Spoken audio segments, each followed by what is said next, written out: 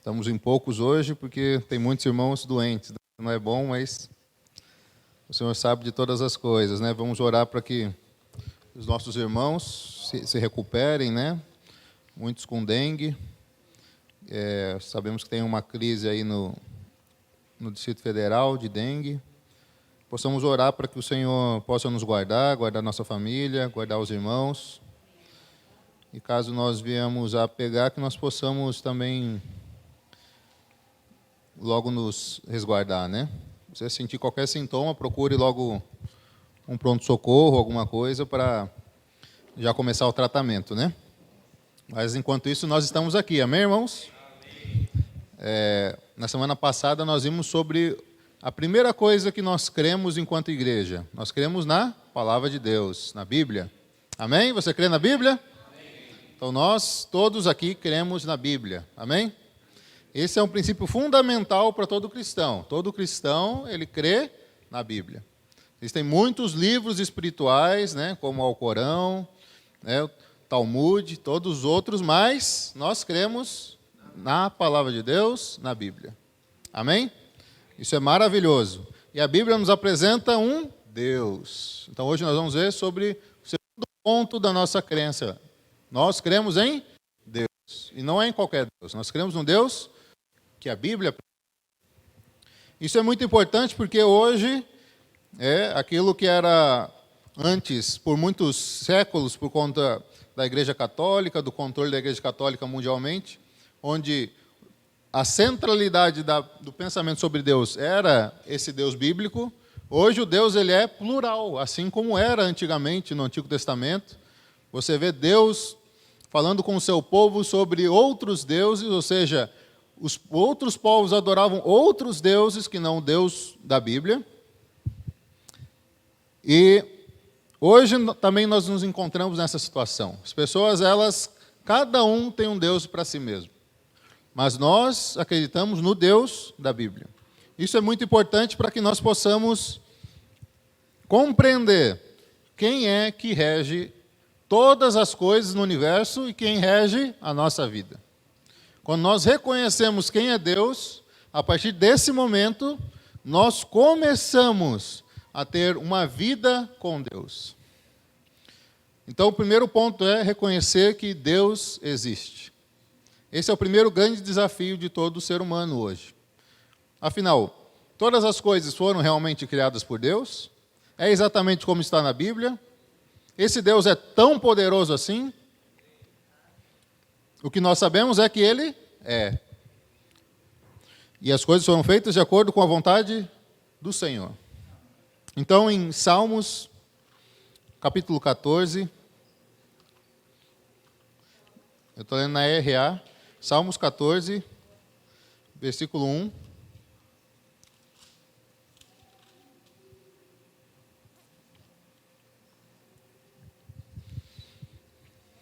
Mostra qual é a condição do homem hoje. Diz o insensato em seu coração: não há Deus. Corrompem-se e praticam abominação. Já não há quem faça o bem. Essa é a condição humana hoje. Ela retira Deus da equação. Ela diz que não há Deus. Para quê? Para que ela possa praticar abominações. Então, quando nós vemos pessoas desacreditando do Deus, não é porque ela acha tudo muito racional, muito pelo contrário. É porque há dentro dela o pecado. O pecado nos corrompe a tal ponto de nós renegarmos o nosso Criador. Veja o que diz no capítulo 10, versículos 3 e 4. Pois o perverso se gloria da cobiça de sua alma, o avarento maldiz o seu Senhor e blasfema contra ele, o perverso, na sua soberba, não investiga que não há Deus, são todas as suas cogitações. Então, olha o nível que nós chegamos hoje. É o perverso, o avarento, aquele que blasfema, todos eles dizem que não há Deus. Mas o que nós dizemos? Há Deus. E nós dizemos com algumas evidências claras. A primeira delas é que o nosso Deus, Ele criou todas as coisas, certo? Em Romanos, capítulo 1, versículo 20...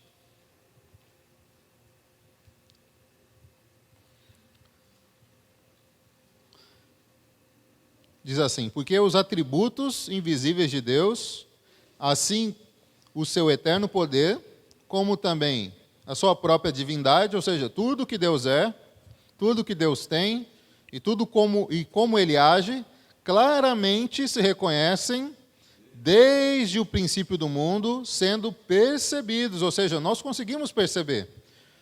Aquelas pessoas falam: como você consegue provar que Deus existe? Olha, a Bíblia deixa muito claro. É fácil de você perceber, por meio das coisas que foram criadas. Então, a criação, ela deixa um rastro de Deus. Quando nós olhamos a natureza, quando nós olhamos os animais, quando nós olhamos para o céu, nós vemos que é tudo perfeito, é tudo harmônico. E quando nós olhamos para o próprio ser humano, nós vemos quão complexo é o ser humano e o quão divino são todas essas coisas conviverem harmonicamente. Isso é uma grande evidência. Então, as pessoas no passado, no Antigo Testamento, os povos que não tinham acesso a Deus, eles viam essas coisas e tinham uma noção de divindade. Eles sabiam que aquilo não era ao acaso. Aquilo provinha de um Deus. E nós também sabemos, né? Quando nós nascemos, mesmo distantes do Evangelho, nós percebemos, essas coisas, elas provêm de um Deus. Né? Não é algo ao acaso. Acreditar ao acaso é muito mais difícil do que acreditar em Deus. E Salmos, capítulo 19, Salmos 19, versículos 1 e 2. Os céus proclamam a glória de Deus, e o firmamento anuncia as obras das suas mãos. Um dia discursa a outro dia, e uma noite revela conhecimento a outra noite. Não há linguagem, nem há palavras, e deles não se ouve nenhum som, ou seja, o universo está aí, as coisas estão acontecendo, você não percebe um som dizendo. No entanto, por toda a terra se faz ouvir as suas vozes e as suas palavras até aos confins do mundo. Aleluia. Esse é o nosso Deus. No meio de sua criação, Ele proclama a sua glória. E Ele deseja proclamar a sua glória por mim e por você. No nosso dia a dia, ao nós cremos em Deus, nós temos que ser aqueles que proclamam a glória de Deus. E Deus, Ele tem muitos atributos, né? Eu queria colocar um slide aqui que a gente preparou. Vamos ver se o Lucas consegue achar ali. O Lucas, primeiro dia dele hoje, tá, gente? Está estagiando ali, vamos ver se ele vai passar. Por enquanto está reprovado, hein? Aí o Raí ali está tendo que ajudar ele ali, coitado. Senhor Jesus. Então, o primeiro ponto é que nós cremos em um único Deus. Ah, botou só... Não é o título não, gente, é o de baixo. Não, o de cima, foi muito. Aí. Então, vamos ler juntos? Vamos levantar e vamos ler juntos? Cremos em um único Deus, vivo, relacional e pessoal, de soberania completa e livre vontade. Ele é conhecedor de tudo em todos os lugares. É eterno, perfeito, imutável, todo-poderoso, santo, justo, bom. Deus é triuno. Ou seja, existem três pessoas distintas, o Pai, o Filho e o Espírito Santo, que coexistem imutáveis em amor e eterna perfeição. Aleluia. Então é isso que nós cremos, irmãos. Primeiro, em um único Deus. Ao crermos em Deus, nós não acreditamos que existem vários deuses, né? Hoje também é moda você falar assim, o importante é ter uma espiritualidade. O que você vai acreditar é com você. Não é assim. Nós cremos no único Deus, o Deus da Bíblia. Aquele Deus que se revela ao homem por meio do seu Filho. Nós também cremos que Ele é vivo, né?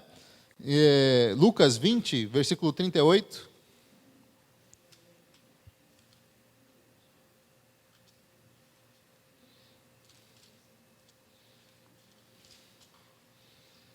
Lucas 20, versículo 38. Ora, Deus não é Deus de mortos, e sim de vivos, porque para Ele todos vivem.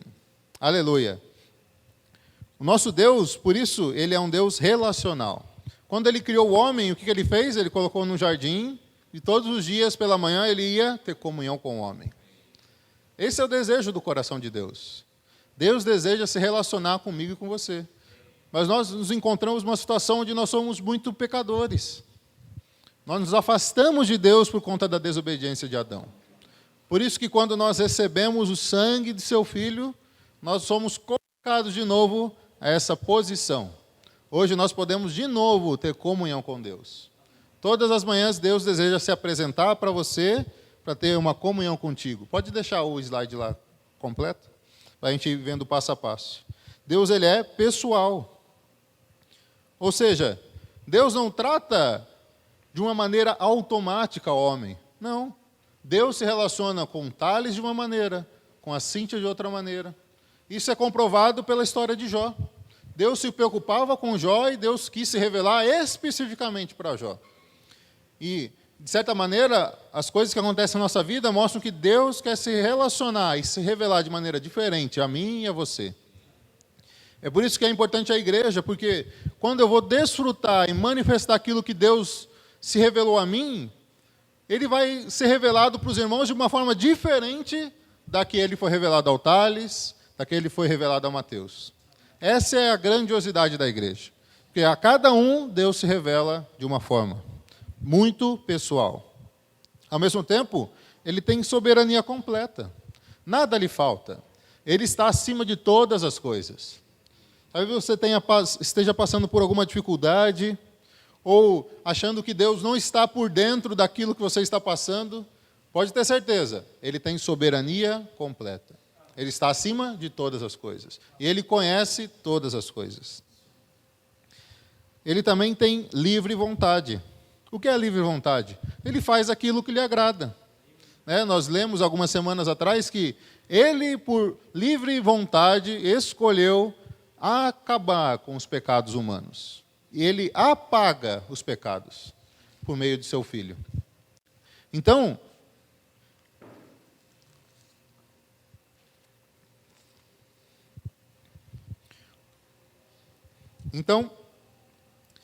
Deus age de acordo com sua vontade.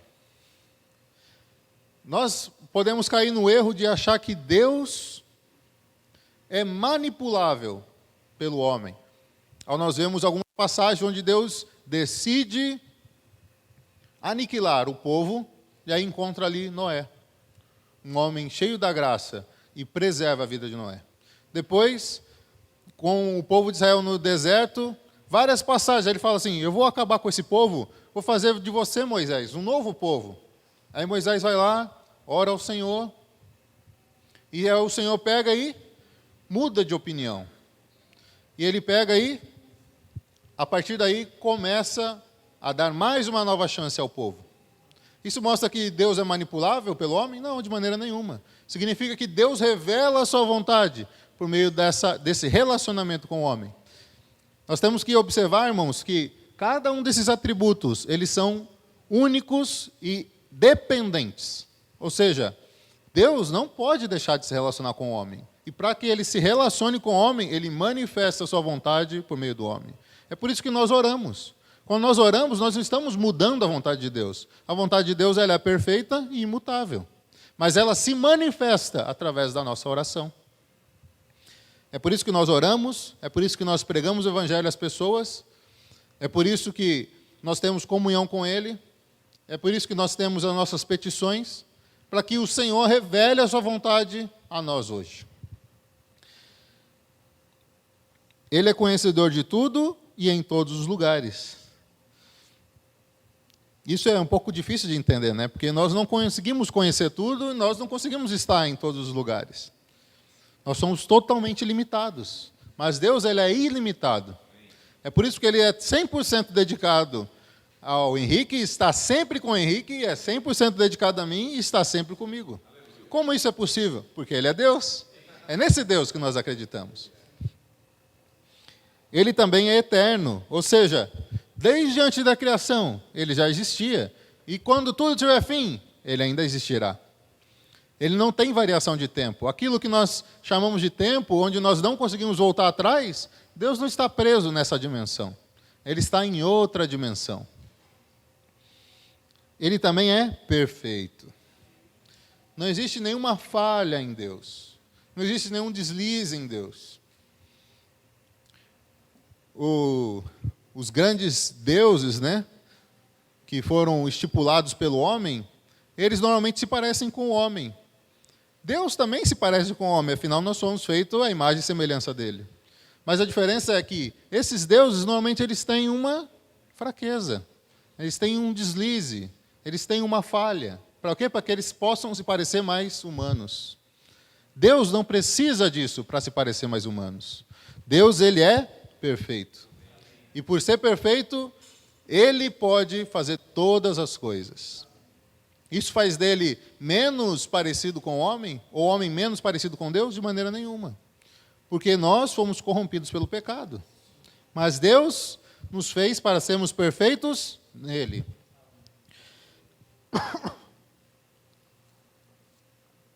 Espero que garganta seca não seja um problema da dengue. Eu nunca peguei dengue, gente, então eu estou meio com medo, sabe?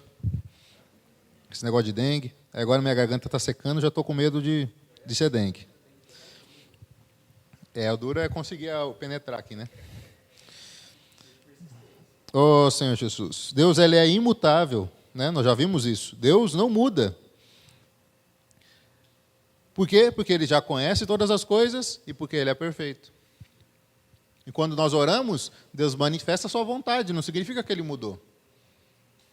O Henrique estava condenado ao lago de fogo, mas um dia ele recebeu a palavra de Deus, a obra de Cristo, e foi salvo. Então Deus mudou de ideia e ia levar ele para o lago de fogo e agora ele vai ser um com ele na eternidade? Não. Isso já estava na vontade de Deus, mas foi manifesta a nós no tempo. Amém? Ele é todo-poderoso. O que você precisa, Deus é. O que você precisa, Deus pode. Ele se manifesta assim para retirar o povo de Israel do Egito. Esse é um aspecto do Antigo Testamento que mostra o poder de Deus. Mas o maior poder de Deus já manifesto foi ressuscitar o seu filho. Ali, Deus comprova o seu poder. Deus é poderoso o suficiente para mudar uma situação imutável, que era a situação do homem no pecado. Deus é santo. Isso é um aspecto importante, irmãos, porque quando nós caímos em pecado, nós tendemos a nos afastar de Deus. Porque nós podemos não reconhecer muitos atributos de Deus, mas um atributo que todo ser humano reconhece é que Deus é santo. E nós temos medo de nos aproximarmos dele, porque nós estamos corrompidos de alguma forma pelo pecado. Mas a partir do momento que nós nos arrependemos e somos lavados pelo sangue do Senhor, nós podemos nos achegar a ele. Não precisamos ter medo mais da sua santidade. Deus também é justo. Está acompanhando aí, né? Deus também é justo. A sua justiça se manifesta de uma forma tremenda. E aí entra um problema que as pessoas colocam hoje. Que Deus é esse que permite a maldade? Que Deus é esse que permite que pessoas inocentes morram? Você não ouve isso daí, por aí afora? Mas a verdade é que Deus, ele é justo. Nós não vemos hoje, mas no futuro haverá um julgamento. Ele vai passar tudo isso a limpo. Ele vai estabelecer todas as coisas no seu devido lugar. Então nós temos que confiar em Deus. senão nós vamos depender da justiça humana. E isso é triste demais. Quando nós descansamos e sabemos, não importa a maldade que o homem manifeste, um dia a justiça de Deus vai atuar. Nós descansamos. E Deus é bom. Vamos ler Salmos 145.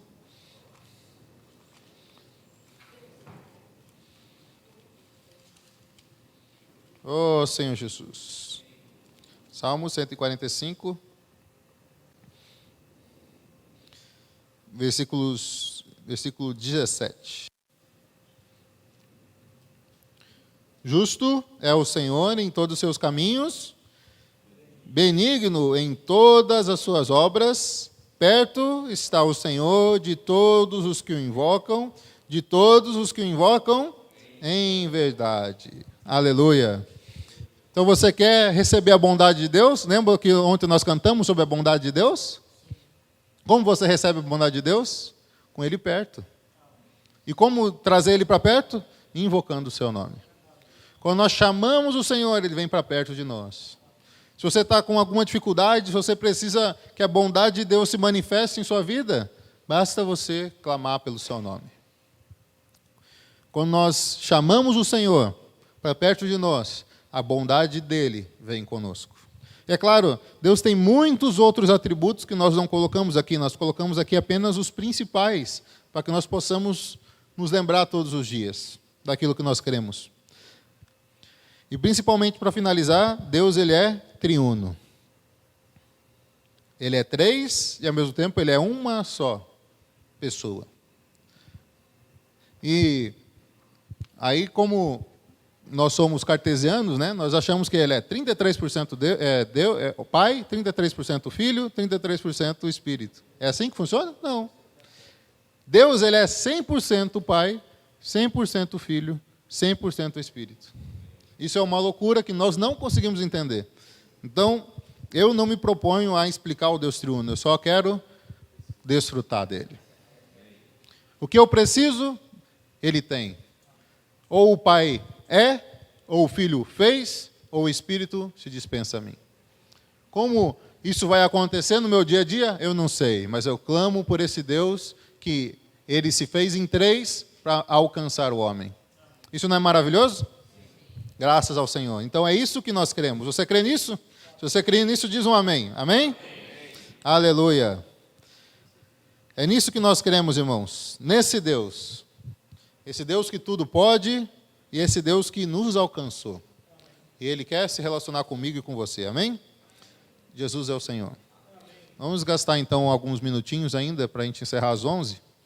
Vamos gastar uns minutinhos compartilhando. Ontem nós falamos sobre a regeneração, então, se você tem uma experiência de quando você foi salvo, que queira compartilhar com os irmãos,